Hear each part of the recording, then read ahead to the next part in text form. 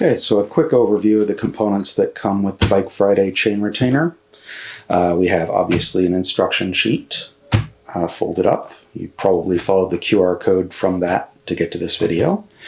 We have the main chain retainer body, which includes the clamp section, the body, and the telescoping arm. And we have the roller assembly with the backing nut. Aside from that, to complete the installation, you'll need some common tools.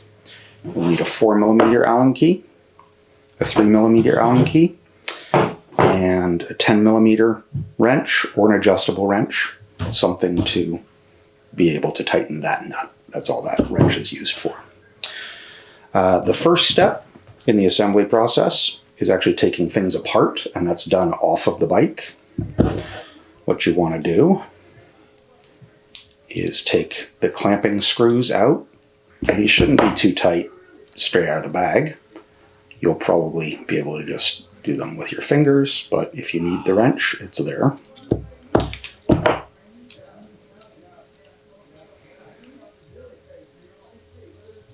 Take both screws off the clamp part of the assembly.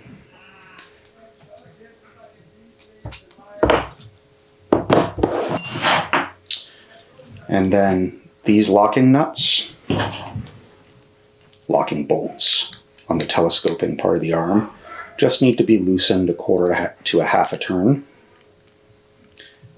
Whatever it takes to allow you to slide this freely. And then we're going to tighten them slightly,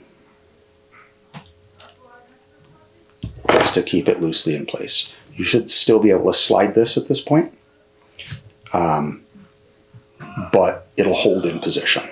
Once that's locked like that, you can take the roller assembly, hand thread it into this face of the arm. The default position is to have the arm facing away with the roller assembly sticking out from there. And you'll notice the barrels for the clamping assembly are on the opposite side. Hopefully we can see that.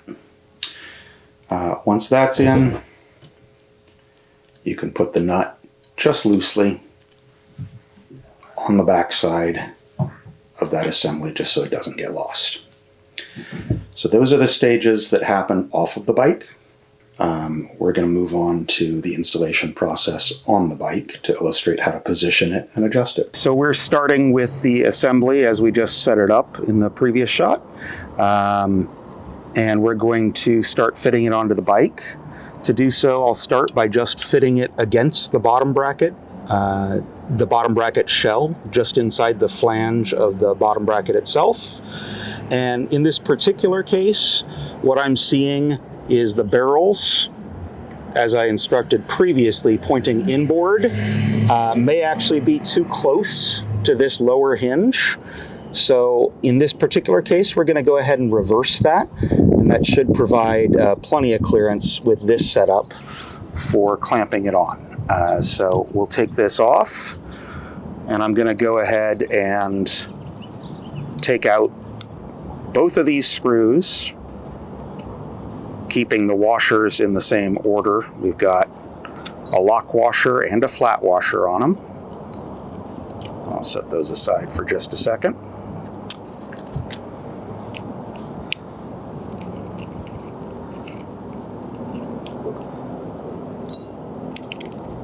We're going to flip that over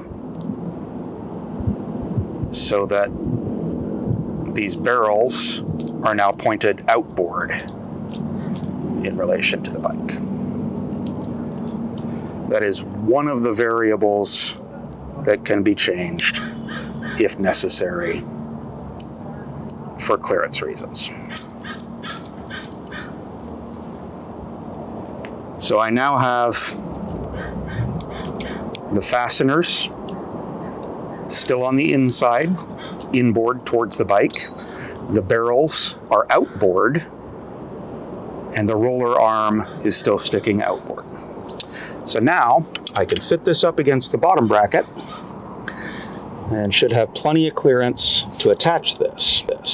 So it's a little hard to film with hands in the way, but in this particular case, rotating it up will actually work better for getting the screws started initially.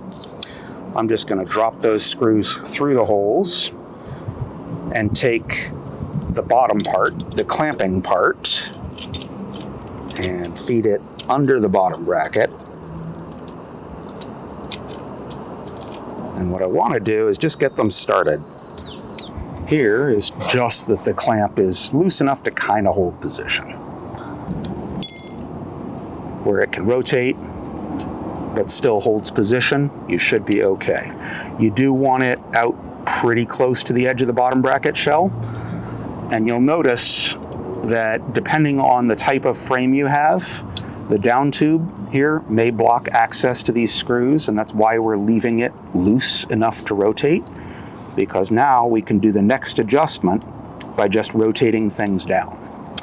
So that takes us to the next stage, which is getting the position of this, the extension arm, adjusted in relation to the chainring. So I've rotated it down just a little bit, and I'm now going to loosen these bolts just about a quarter turn, and that'll allow me to adjust the arm in. Now this is a pretty small chainring. This is a 40 tooth, which is the minimum that this will support. It goes up to a 53. On a 40 tooth, it's basically all the way in is what you want. And so that should leave between an 1/8 and a 1/4 inch gap between the top of the chain and the edge of the roller. And I'm going to go ahead and tighten those. And because I have good access in this position, with it turned down in relation to the tube for clearance, I'm going to go ahead and fully tighten these screws, just because it's the best opportunity to do so. So as you can see, if you rotate the crank forward, the adjustment on this roller bolt wouldn't leave clearance for the crank to clear. So the next step is to adjust the inboard position of this roller, and you can do that with the 4mm Allen key, just screwing it in until you're both clear of the inside of the arm, and you don't actually want the chain centered on the roller. What you actually would prefer is the edge of the roller being just slightly past the chain. During the fold process, it's going to swing that way, and so this position with it just clearing the chain ring is actually really good. That needs to go just a hair more, probably another full turn. And you see we're clearing the chain ring just fine right now, and the chain is still not past the edge of the roller. So that should be just about perfect. Now you would apply the backing nut, and we'll go ahead and cut a little bit of fiddly bit out, but I will show after that how to tighten the assembly into place with both the 4mm Allen key and the 10.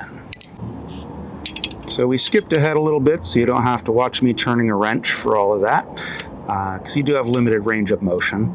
But the final step is making sure your roller is still in place, and you hold this end of it with the Allen key, putting the wrench on the other end, and tighten the wrench. So you're locking the screw through the thread in the arm and locking the back of it with this lock nut.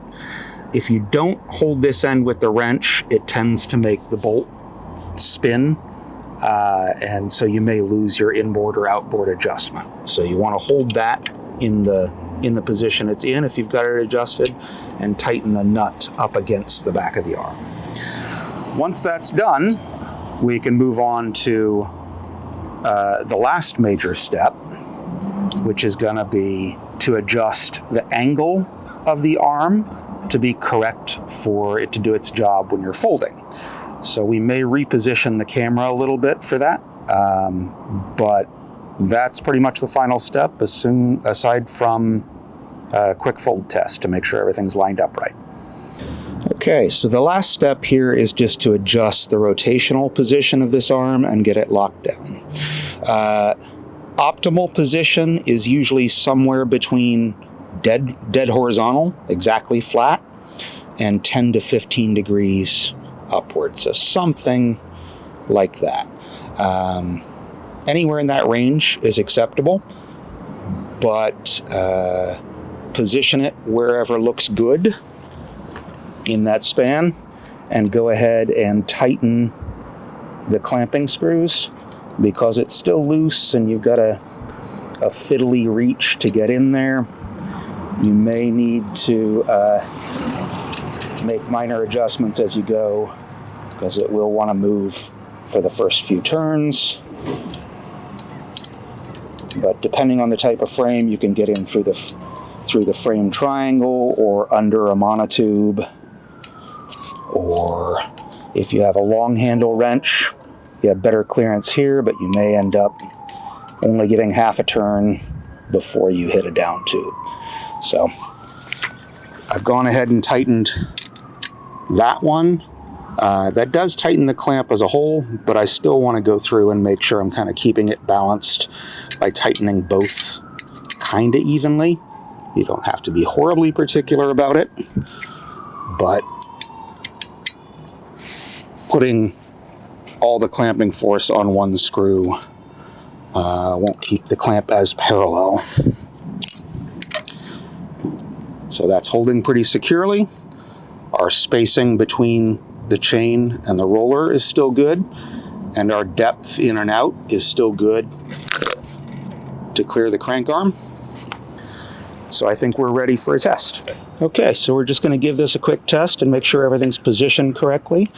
Loosen the quick release, and I'm flipping it under, and you can see the chain retainer is engaging on the chain as it pulls over, and then back out, and no chain drop. If there was chain drop, you may want to adjust the length a little closer, or possibly even adjust the depth of this, but more likely it's the length of the arm that needs to be adjusted.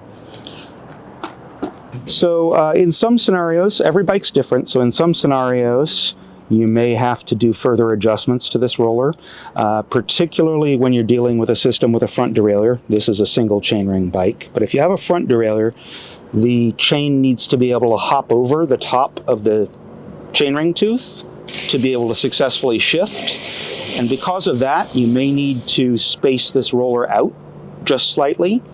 What that means is that to be able to have room to shift and also to keep the chain in place during folding, the adjustment margins end up being a little tighter, so it may require a couple tries in terms of the length adjustment to be able to find the sweet spot. But this does work on double and triple chainring systems.